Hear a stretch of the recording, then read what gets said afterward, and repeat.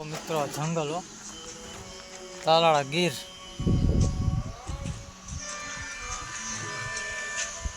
વાતાવરણ જો બપોરના 12 વાગ્યા પણ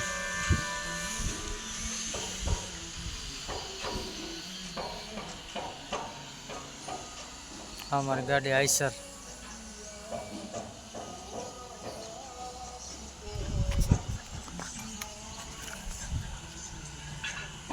સેન્ટર જેલ બને હો ભાઈ તાલાળા ગીરમાં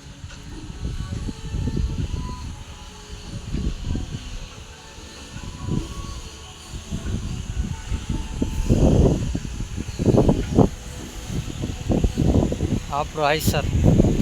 લાદી ભરીને આવ્યા અમે બિલ્ડિંગ હાટું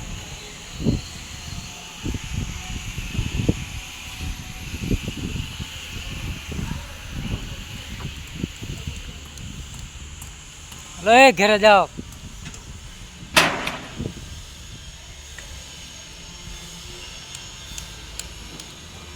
સવાર 8 વાગ્યામાં આવી ગયા